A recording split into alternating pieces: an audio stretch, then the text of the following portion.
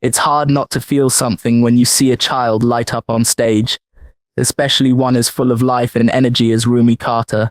During Beyoncé's Cowboy Carter tour, fans were treated to a rare and intimate moment that many will remember for years to come.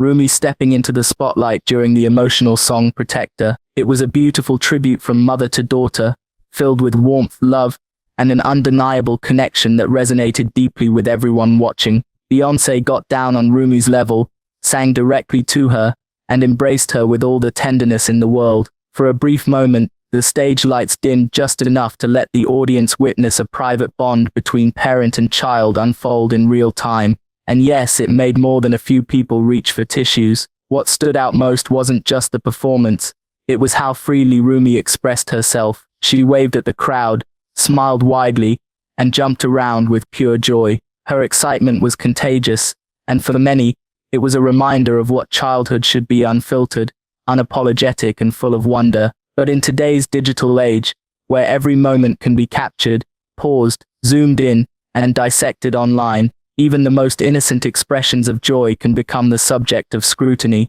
Almost immediately after the show, conversations started circulating about Rumi's behavior on stage. Some viewers began interpreting her movements, gestures, and expressions through a lens that quickly turned from observation to assumption. Without any official confirmation from the family or professionals, theories emerged suggesting that Rumi may have developmental differences. These ranged from playful curiosity to outright speculation, with some even drawing conclusions based solely on how she interacted during the performance. Others took it a step further by linking these assumptions to her twin brother, Sir, who once again wasn't seen publicly during the event. The idea that Sir might experience similar or even more pronounced challenges has been floated online for years. Some fans and content creators have gone so far as to compile lists of behaviors they believe indicate certain traits, things like repetitive movements, sensory interests, or physical mannerisms. These observations, often shared on platforms like TikTok,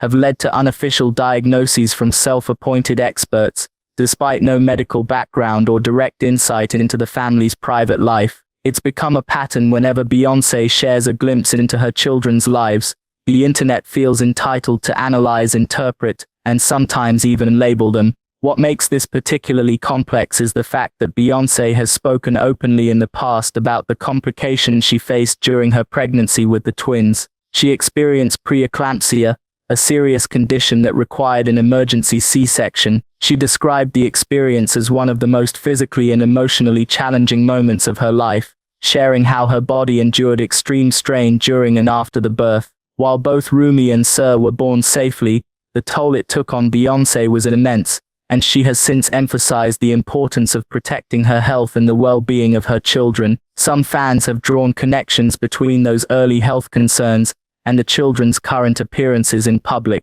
There are ongoing rumors that one of the twins, believed by many to be Sir, experienced heart complications during labor, which could have had lasting effects. However, these remain speculations, as neither Beyoncé nor Jay-Z have ever confirmed or commented on such details. What we do know is that the couple has always prioritized their children's privacy, carefully choosing when and how they appear in the public eye. Ru𝙈i, now a young star in her own right, has taken on a more visible role over the years, often joining her parents on stage and in interviews. Rumi too has made appearances, whether it's modeling for Ivy Park or making sweet cameos during media events. But Sir has remained largely out of sight, leading to continued questions about why he isn't seen as often. Family sources have suggested that Sir simply prefers quieter environments and isn't as drawn to the spotlight as his sisters. He's described as more reserved, calm, and perhaps less interested in large gatherings or performances. That said,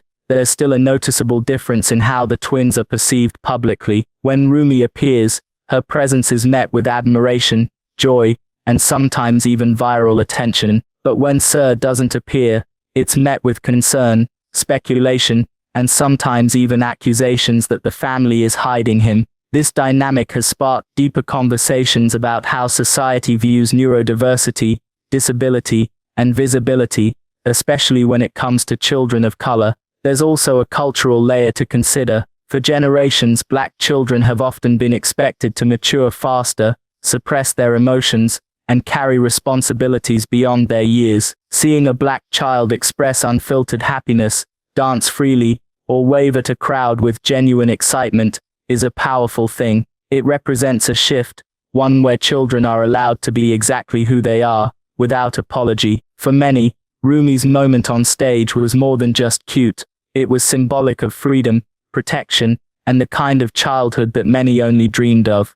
Beyoncé has made it clear that her priority is giving her children a balanced, grounded upbringing. In interviews, she's spoken about the importance of boundaries, privacy, and exposing her kids to the world in ways that enrich their lives rather than overwhelm them. She chooses schools carefully, plans tours around school schedules, and ensures that her children have the space to grow at their own pace. As she told GQ in a past interview, "No amount of money is worth my peace." That mindset seems to guide every decision she makes regarding her family. So when people begin to speculate about Rumi's behavior or question Sir's absence, it's important to take a step back and ask, why does this matter? Are we genuinely concerned about their well-being, or are we projecting our own expectations onto them? Joy should never be mistaken for a symptom, and excitement shouldn't be pathologized. Children deserve the freedom to move, express and exist without being analyzed under a microscope. In a perfect world,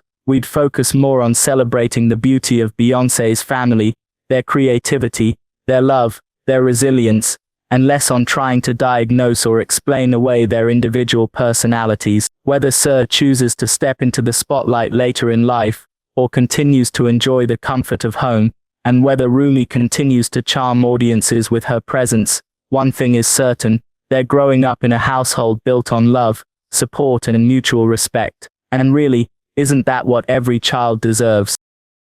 It's important to remember that Beyoncé has always been intentional about how much of her children's lives are shared with the world. She's spoken openly about wanting them to grow up as normally as possible, even going so far as to choose schools and activities that allow them to experience life without unnecessary pressure or exposure. In interviews, she's made it clear that while she loves including her family in her creative projects, she also understands the value of privacy, especially for kids who didn't ask to be born into fame. That balance is delicate, and it seems like she's doing everything she can to protect their innocence while still letting them enjoy moments of joy on stage or in front of the camera when they feel comfortable. At the end of the day, whether Sir chooses to step into the spotlight or not, and whether Rumi continues to charm audiences with her presence, one thing remains certain: this family is built on love, creativity, and mutual support. Speculation will always exist when you're in the public eye, especially at Beyoncé's level of global influence.